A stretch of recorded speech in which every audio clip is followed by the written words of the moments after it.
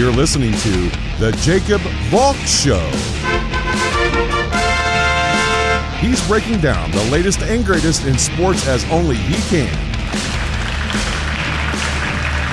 Follow him on Twitter @RealJacobValk.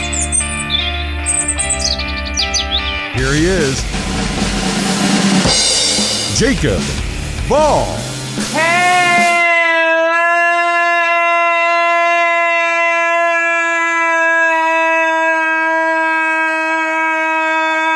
Hello, sports fans!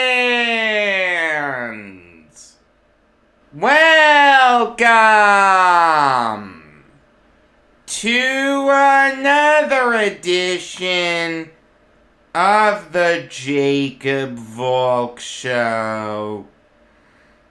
I am the Jacob Valk, except no imitation. Before I get into anything, let me just extend my sincerest thoughts and prayers to all the people that live in Ukraine. I can't even begin to attempt to understand what you're going through, but I sincerely hope that it works out for you one way or the other. I don't want to get too political, I don't want to get too bogged down in this, but I don't see how Russia doesn't win this. The longer it goes, the longer it favors Ukraine, but at the end of the day, Russia has more manpower, their military is more advanced, technologically speaking. I just don't see how Ukraine pulls this out. I'll be rooting for them. There's no question about that. I'm just being a realist here. And again, I don't want to get too political. There are a lot of things I could say about President Biden and all the other leaders of the world that helped let this situation deteriorate to this point. But this isn't a political show. Believe me, I could go on like a half-hour rant, but I'm not going to. The only thing I will say is I am disgusted with President Biden. His foreign policy has set back not just America, but the world about 30 or 40 years. The botched withdrawal from Afghanistan. Now this. In my opinion, Joe Biden is the worst foreign policy president we have ever had. But with that being said, this thought hit me. I'll tell you what I'm going to talk about. I'm going to talk about Kemba Walker stepping away from the Knicks, Troy Aikman leaving Fox for Monday Night Football, and I'm going to break down some comments that Joey Gallo made in an interview with The Athletic. In the grand scheme of things, do those things matter? If you're a huge sports fan, obviously they matter. I wouldn't be talking about them if they didn't. But at the end of the day, you live in a country that isn't under martial law right now, that isn't being invaded by a foreign country, and odds are you're not going to die in the next week. The people living in Ukraine right now, they're worried about the basic necessities of life? Will they be kicked out of their houses at gunpoint? Will they be caught in crossfire? Will a stray bomb blow them to kingdom come? These are fears that we in this country do not have to worry about. Always be grateful for the fact that you live in this country. You can disagree with its policies all you want. You can disagree with the president and political leadership all you want. But make no mistake about it, the United States will always be the greatest country in the world. And you know what I say at the end of every show? I'll say it again here. If you disagree with me on that, you're 100% wrong. Alright, now let's get into the latest addition to the Kemba Walker saga. The Knicks and him have reached an understanding that he won't play for the rest of this season. He's gonna work out and get ready for next season. Not necessarily as a member of the Knicks, but just to be ready for next season. The Knicks and his agent, Jeff Schwartz, will work on trade possibilities as the NBA draft draws nearer. Here's my question. And I don't begrudge Walker for wanting to sit out. At the end of the day, he was already removed from the rotation once. Then he was reinserted. So, to do that again to an established veteran like Walker, a former all-star in this league, yeah, that's tough. I understand why Walker would be upset about that. The thing is, though, what caused this? Why was Kemba Walker removed from the rotation again? Was it to make room for Derrick Rose? I know that Rose is going to come back soon. Was Walker not going to get any minutes? Because you gotta remember, the reason that Walker was reinserted into the rotation was Derrick Rose getting hurt. So it does make sense that Rose coming back would result in Walker getting his minutes cut. You know, the decision to exile Walker and say, prepare for next year, whether you're playing for us or somewhere else, don't worry about this year, get yourself ready for next year, isn't necessarily a bad one. It's controversial, and it's certainly not a good look, because Walker was not having a bad season for the Knicks. Was putting up 11.5 points per game, 3 rebounds per game, 3.5 assists per game, was shooting 40% from the field, over 36% from beyond the arc. He was having a solid season. But what did I say about the Knicks earlier this month? The best thing that they could do going forward would be to give their young guns as many minutes as possible. So look, I understand for the time being it's going to be Derrick Rose and either Alec Burks or Emmanuel Quickley at point guard, but if Rose gets hurt again, and given his injury history, it's very possible he gets hurt again, Walker stepping away from the team opens up minutes for a guy like Miles McBride, who I know Knicks fans are excited about. I'm not saying he's going to be the next Karl Braun or anything, but it would be nice to see what he could do given consistent playing time. You don't know what you have in someone unless you put him out on the floor and let him play.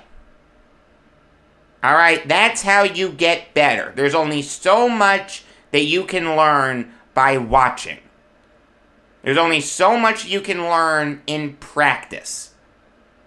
Put players out in game situations if you want them to really get better. Like, if the Knicks use this as start of a push to give their young guns more minutes, would anyone have a problem with that?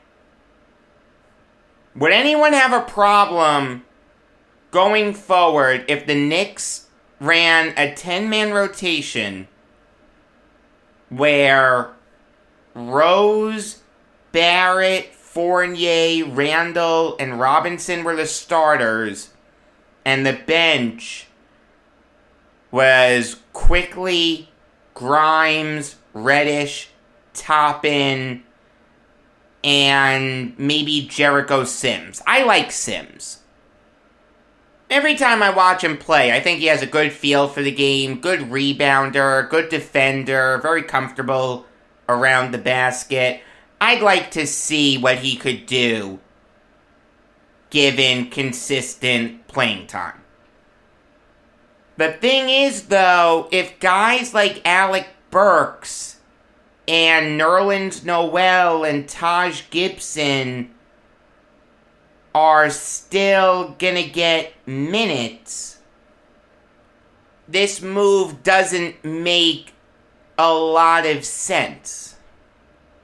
You know, it makes sense that you would want to give Emmanuel Quickley minutes over Kemba Walker. That's great. That's fantastic. But why are you stopping at Kemba Walker? Why wouldn't you say to a guy like Alec Burks or Nerlens Noel or Taj Gibson, hey, this is a lost season. We're going to play our young guns. If you want us to buy you out, that's something that we can discuss. But our preference is for you guys to stay ready, stay with us, and be ready in case of an injury. You know, Walker, it makes sense for the Knicks to say, yeah, we have no room for you anymore. Because who's their third string point guard? Miles McBride. I know a lot of Knicks fans want to see what McBride can do if given consistent playing time. I'm not in love with McBride. In the limited time that he's played, I haven't been incredibly impressed by him, but I'm not giving up on him. I'm just saying, to think that he's gonna be the next Mark Jackson is kind of silly to me. But the Knicks really don't have a ton of depth at the 3. I think you're gonna see Alec Burks more at small forward.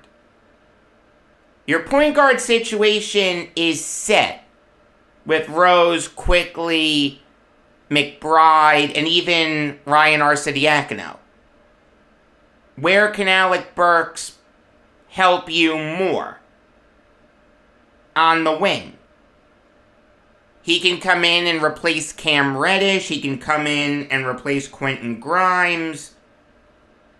that's fine. I have no problem with that.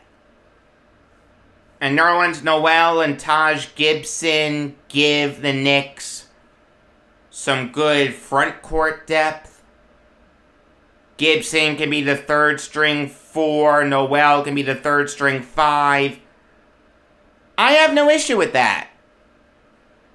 If that's not something that those guys are interested in, okay, maybe a buyout is a possibility. Maybe a trade in 4 months is a possibility.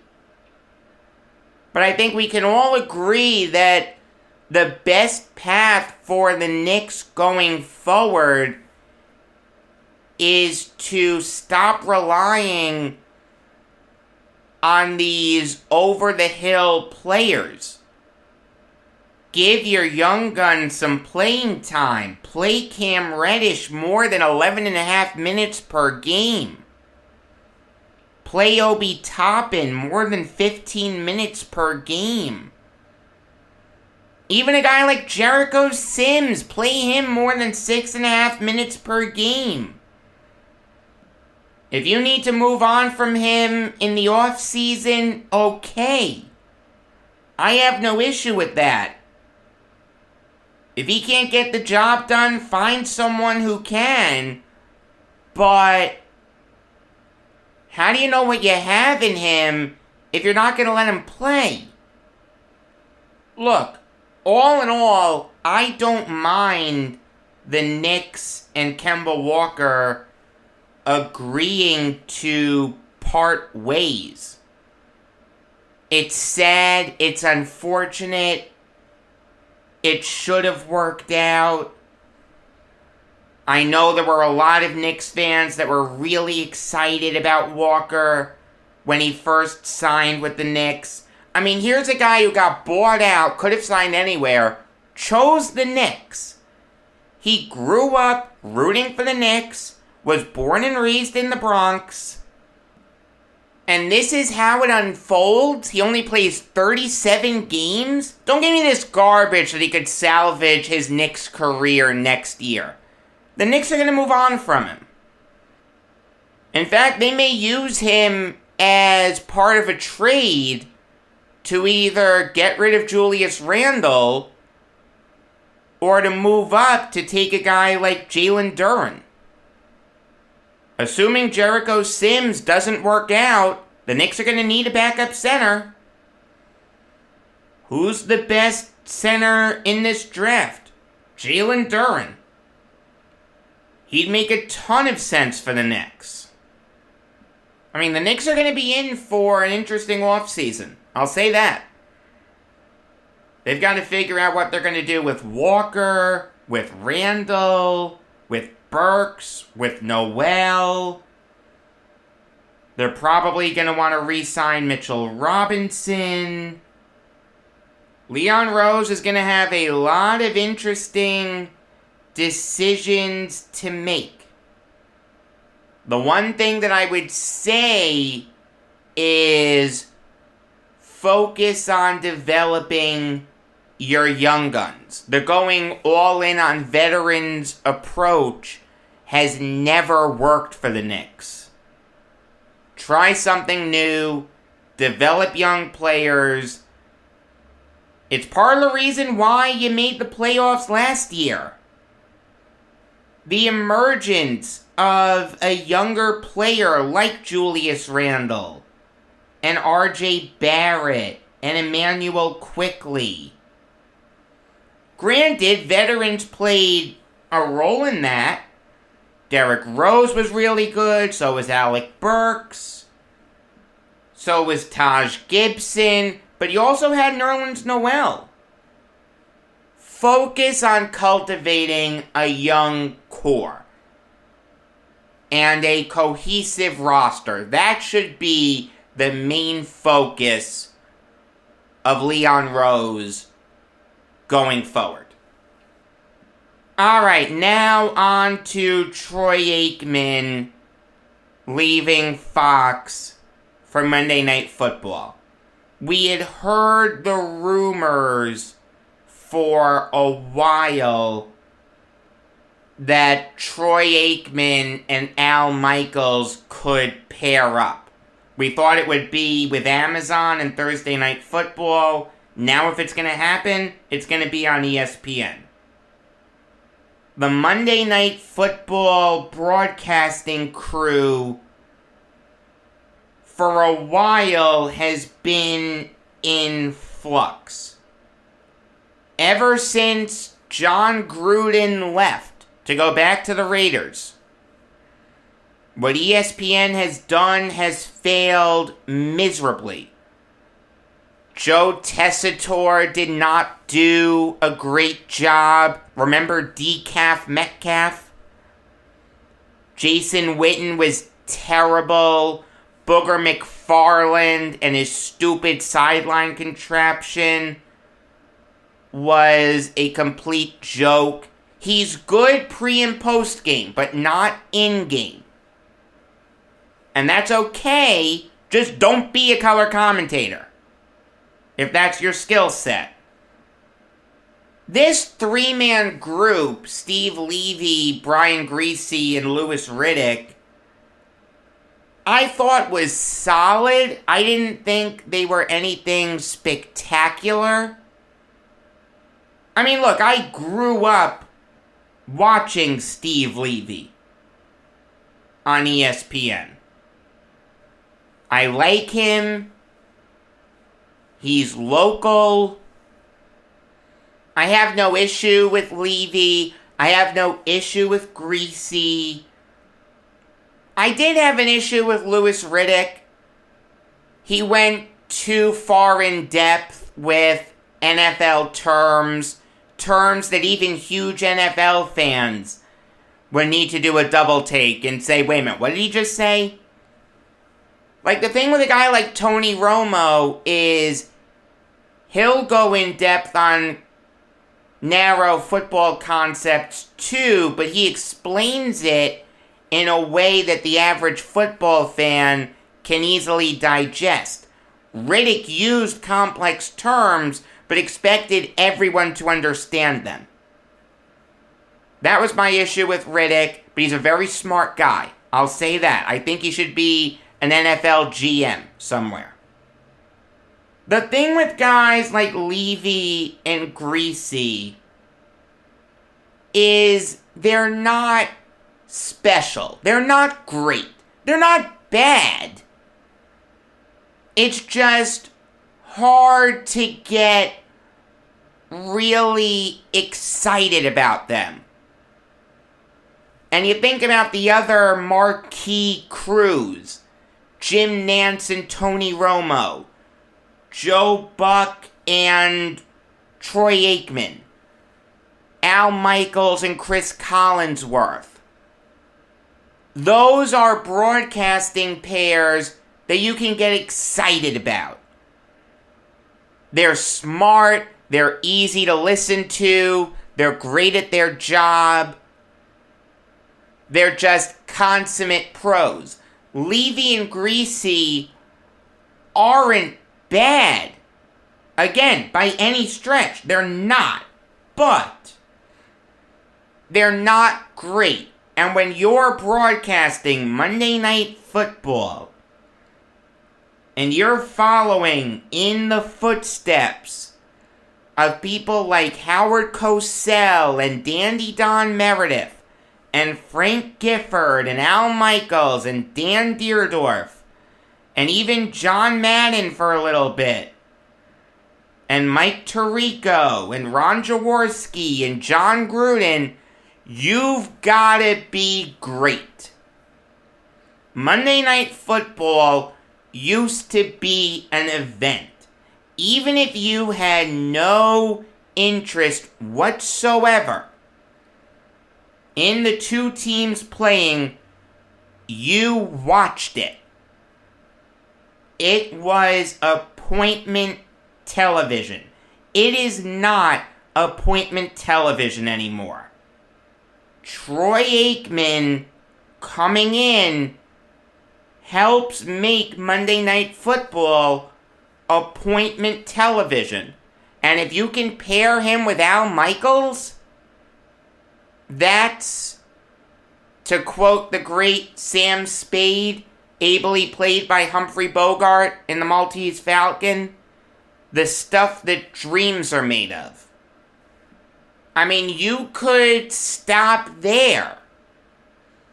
You could pair Steve Levy with Troy Aikman and say, that's it, we're done. I'd have no problem with that whatsoever. But ESPN is going to go for the brass ring. You know they're going to go for Al Michaels. I mean, look, we've heard for a while that Michaels would go to Amazon to be the play-by-play guy for Thursday Night Football. Thursday Night Football is moving to Amazon exclusively. Al Michaels is a free agent. His NBC contract is up. And the plan for a while has been that Mike Tirico would take over for Michaels. It seems like that's what's going to happen with Sunday Night Football. Thursday Night Football now seems to be in flux. According to Andrew Marchand of the New York Post, Michaels wanted Aikman to join him at Amazon to broadcast Thursday Night Football games. Now, if those two are going to join forces, it's going to be for ESPN. It'll be Michaels making a return to Monday Night Football. Could that happen? Yeah, I see no reason why that couldn't happen. But now there are a lot of things thrown into whack. I mean, I'll say this. Aikman's going to sign a 5-year deal, and his yearly salary is going to be about $17.5 million per year. That's what Tony Romo makes. Is that a ton of money? The answer is yes, but ESPN can afford it. They're ESPN. They have a ton of money. I'll say this, though. ESPN pays Peyton and Eli Manning to do the Manning casts. And I understand that's not as much about the game as it is the camaraderie between Peyton and Eli and the Mannings and their guests. But does it make sense for ESPN to pay big money to Troy Aikman and maybe Al Michaels while also paying big money for Peyton Manning and Eli Manning? I'm not sure. I think it's going to be very interesting to see who ESPN pairs with Aikman. I think they could do Steve Levy. I think Levy would be fine. I like Levy. I think he does a good job. Not great, but certainly not bad. Troy Aikman will make him better. I like Troy Aikman. Like him a lot. Will they get Al Michaels? Or will he go to Amazon? Will he retire? He's 77. He has nothing left to accomplish. Look, it seems like Michaels is gonna go to Amazon. If that happens, Mike Tirico slides in to replace Michaels. Okay, no issue there.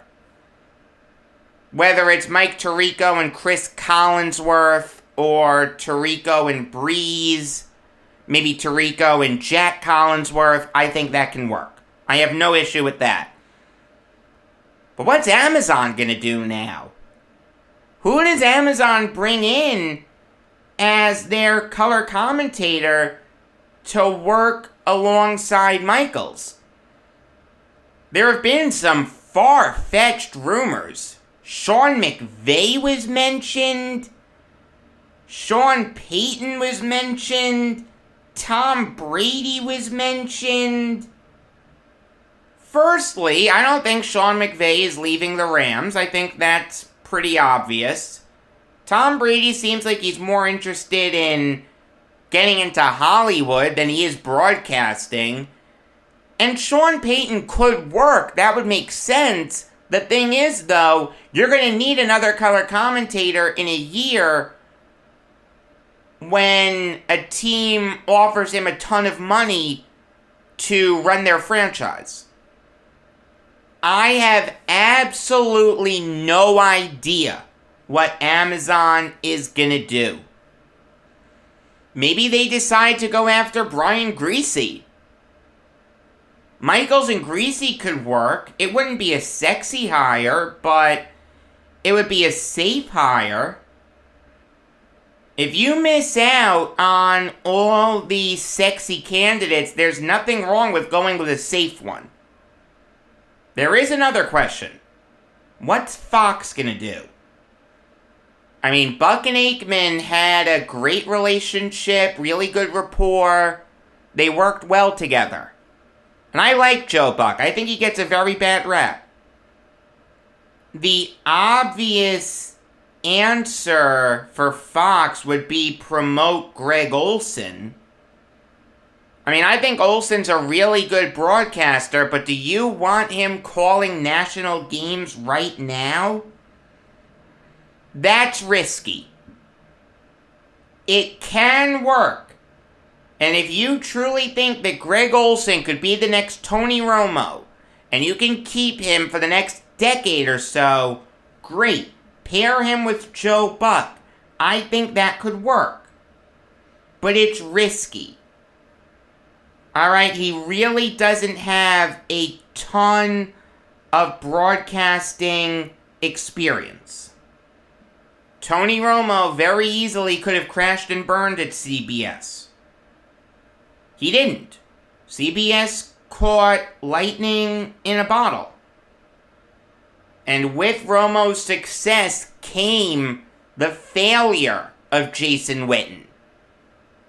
Will Olsen be the next Romo if he's promoted to the lead spot alongside Joe Buck, or will he be the next Witten?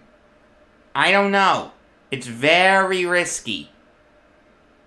Maybe you make a run at a lower CBS guy. I think Adam Archuleta does a good job. You could put him with Buck. That could work. Charles Davis could work. Maybe even Phil Simms. Would Simms be interested in doing color commentary again? I don't know.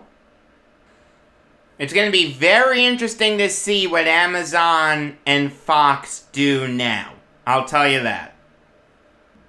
Alright, now on to Joey Gallo's comments. He made some interesting remarks. In an interview that he did with The Athletic, he said, and I quote, "I get the defensive strategies. I do. I'm 100% not against that. But I think at some point, you have to fix the game a little bit. I mean, I don't understand how I'm supposed to hit a double or triple when I have 6 guys standing in the outfield. I think that no infielders in the outfield rule would be huge for the league. You can still shift, but you can't put multiple guys in the outfield. And at the end of the day, I think extra base hits are important, and line drives to the outfield should be hits." Joey Gallo gets shifted against a ton. There was one at bat where the Houston Astros had Josh Reddick, Carlos Correa, and Jose Altuve in right field, and only Marwin Gonzalez was to the left of second base. If Joey Gallo could have gotten a bunt down the third base line, past Justin Verlander, he would have had a double. Maybe even a triple. That's how drastic the shift was. And when he was with the Yankees, he got shifted against too. I mean, some of these shifts that get thrown out are absurd. I mean, it's gimmicky, it's comical, it's laughable. The thing is, though, there's a reason for them. They work. From 2017 to today, Joey Gallo has been shifted against at least 82% of the time. From 2019 to the present day, he has been shifted against at least 95% of the time. Joey Gallo, in his career, has only hit above 250 once. It was in 2019. He only played in 70 games that year. If he had played 162 games, that average would have plummeted.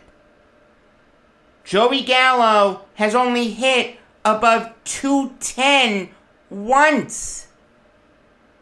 See, the thing that Gallo is missing is the fact that he needs to change. What he is doing is not working. Maybe he's getting on base a lot. Okay, fair enough. But is that helping his teams win? Joey Gallo has never won a playoff game in his life. See, Gallo wants everyone to change for him. He doesn't want to change himself. Here's a news flash for you, bright light.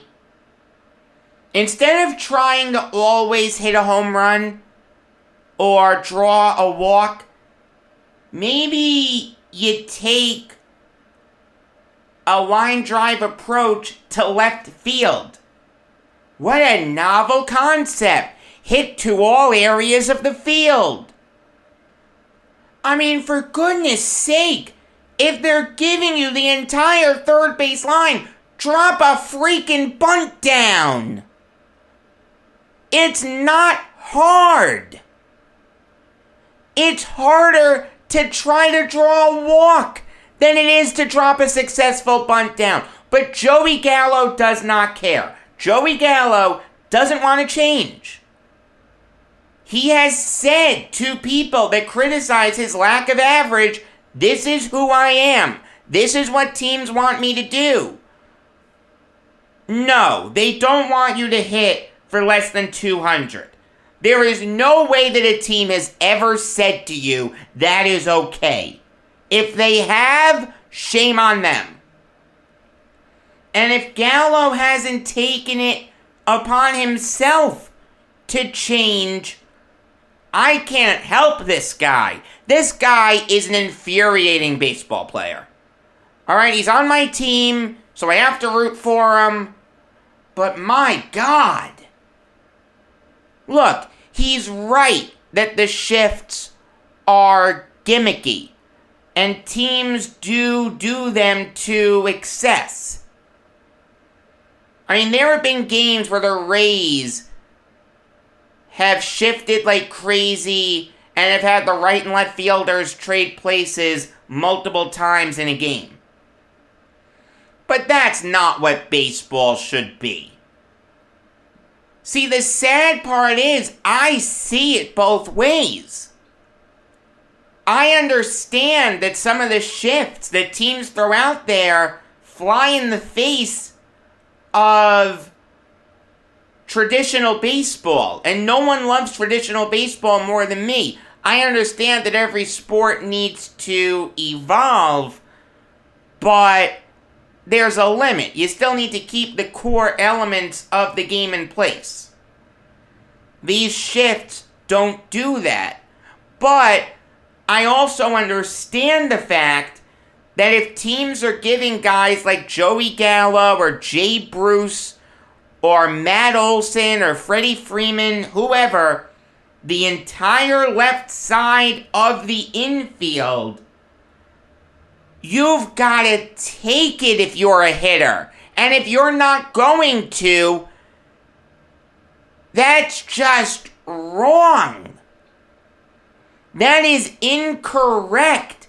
That is not good hitting. Instead of players like Gallo wanting the rules to change to benefit them, maybe they should look to change themselves, because what they're doing isn't working. Here's a real question for you. If you're a Yankees fan, how confident are you in Joey Gallo? Do you like him? See, the thing is, I kind of agree with him in the sense that the Yankees said they wanted him to take advantage of the short porch in right field and hit a ton of home runs. But they also want him to draw walks. They don't care about the strikeouts. And they want him to play a good left field. So if that's what teams want him to do, I can't necessarily begrudge him for that. The thing is, though, it's wrong. Like, Joey Gallo did everything that the Yankees wanted him to do. That's indisputable. The thing is, though, what he does is wrong. It's not conducive to winning baseball. Flat out, it's just not. The man needs to change his approach to hitting. If he doesn't want to, shame on him, but also shame on a team like the Yankees for telling him that's okay when it's clearly not. The best way to describe the Yankees' relationship with Joey Gallo is this. Let's say you need brain surgery. You're not hiring a podiatrist to perform that surgery. You're not hiring a physical therapist to perform that surgery. You're not hiring a chiropractor to perform that surgery. Yes, they're all medical professionals, but it's not what you need. You need a brain surgeon. The last thing on earth the Yankees needed was another guy who's going to strike out a ton and hit for a low average. The Yankees had enough guys like that last year. Cough, cough, Gary Sanchez. Cough, cough, Rougned Odor. And quite frankly, Judge and Stanton, even though they hit for high averages, they strike out a lot too. So do you want to bring in another high strikeout guy? No, you don't. The Yankees don't get that. While Joey Gallo may do some things right, he also does a lot of things wrong. And his style of play and his unwillingness to change is not conducive to winning baseball. He's right that these shifts are getting out of control, but instead of looking to change the rule, he should be looking at how to change his approach to hitting. Isn't that a lot easier?